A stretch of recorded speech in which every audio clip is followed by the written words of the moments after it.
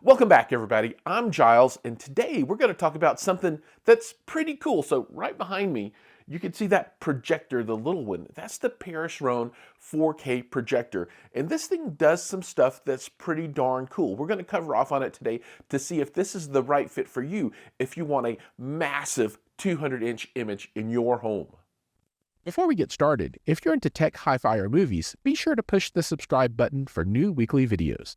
To get started with the Paris Rhone 4K projector, let's go ahead and get this thing out of the box. And as we get this out of the box, I'm going to go ahead and tell you some of the features that distinguish this from its competition. When you unbox the Paris Rhone SP005, you'll find that there's a projector, a power brick, an HDMI cable, remote control, and instruction book inside of the box. The projector itself is small, it's really easy to handle, and it's got some pretty good specs. So it does up to a 200-inch screen, and that is really huge if you're not familiar with what a 200-inch screen is. It's really, really big. When I test this a little bit later in the video, so stick around for that, I'm going to test it on a 100-inch screen. This will do HDR10+ and has 600 ANSI lumens of light output. The unit features a 24-watt dual speaker system, and this is important because this unit typically is used standalone, so that sound inside of the box is super duper important. The lamp life is rated at 40,000 plus hours, and what that really means is that the lamp is likely going to last longer than you'll actually ever use this unit. The box supports Wi-Fi 6, Bluetooth 5.0, has auto keystone correction, and intelligent obstacle avoidance. So if you point this at a wall and there's something there, maybe a lamp, it'll go ahead and resize the screen so that it's not projecting onto that obstacle. The picture is 4K, so that's 3840 by 2160 16:9 resolution with 8.3 million pixels. On the rear of the unit, you'll find the plug for power, Ethernet LAN, USB Type-A connections, HDMI 2.1 connections, a 3.5 millimeter audio output, and a USB-C connection. Now let's take a look at the Paris Rhone projector in action. So I've got this set up, and this is projecting onto my screen. And one thing that was likely the most difficult part of setup was to make the image small. Yeah, I know that sounds weird, but this thing projects a humongous image with a pretty short throw. So, this actually will fill up my entire wall. And my much more expensive JVC projector that I use in my home theater can't do that. Now, this is obviously for a different market altogether, but for those that want to have a really big screen, this will do it, right? Just out of the box, it throws super, super duper huge.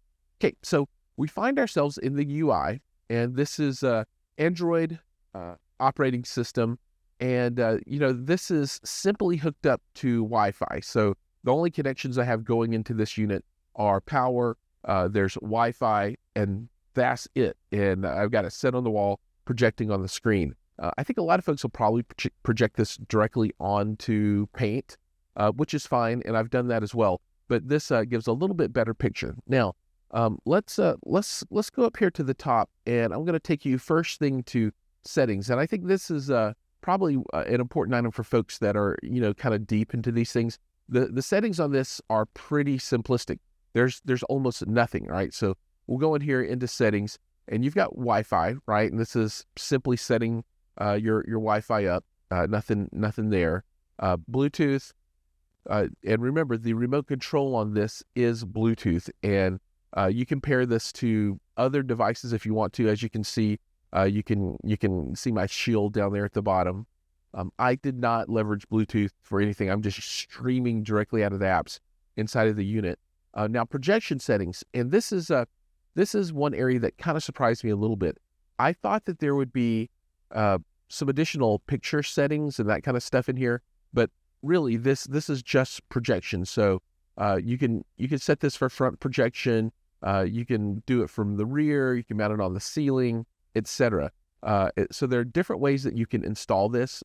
I think most people will simply set this on an end table in front of their seating. I think fewer people will mount it behind them, and likely no one will actually mount this on the ceiling or use it for rear projection, but it's all there. The trapezoidal settings allow you to grab the corners and move this stuff around. Now, automatically, do trapezoid setup for you. And I did that, but it didn't recognize that I was trying to shoot onto a screen. I think it just notices that there's a wall, and then it tries to fix itself for that wall, and it does a pretty good job of that. And so all the trapezoid settings, and the 4 points correction was very useful for me because this allowed me to set this for my screen size. So if you're going to set this for screen, you'll use this to pull the corners down and get it exactly the right size. Another item that's really, really nice is the automatic focusing. So every time you turn this on, it'll automatically focus. And then the digital zoom. And this is super important because this thing out of the box is super, super duper humongous. I had to pull it down to 70% and then shrink it from there to make it fit on this, what is equivalent to a 100-inch screen.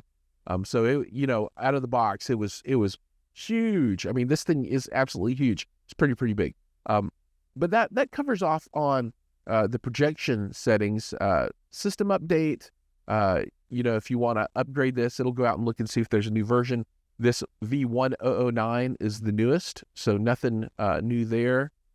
Other settings, power on source, power mode, language, and then brightness. You can take this and turn it from 10. You can click it all the way down. Now, even in my light-controlled room, it has to be on 10, right? I'm not happy with anything other than that. And I think this is rated at 600 lumens, and you need every one of those lumens to really make this thing pop out. So I recommend keeping this on 10.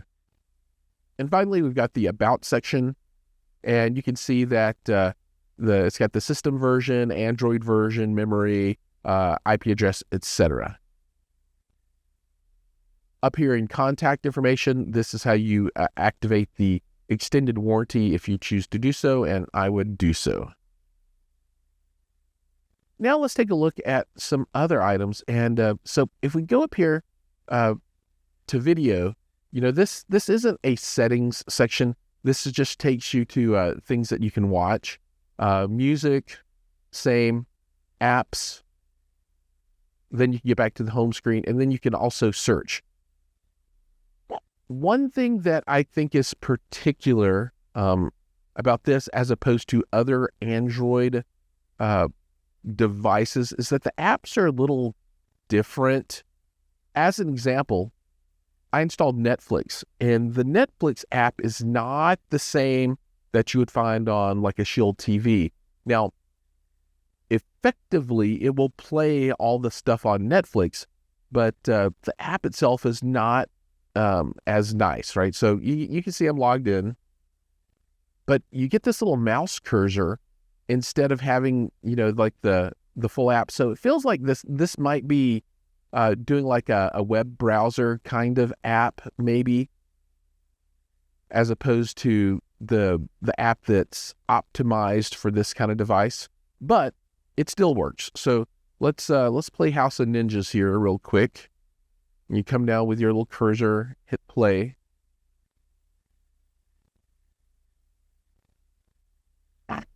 And we're off to the races. I like the fact you place the flowers in the vase.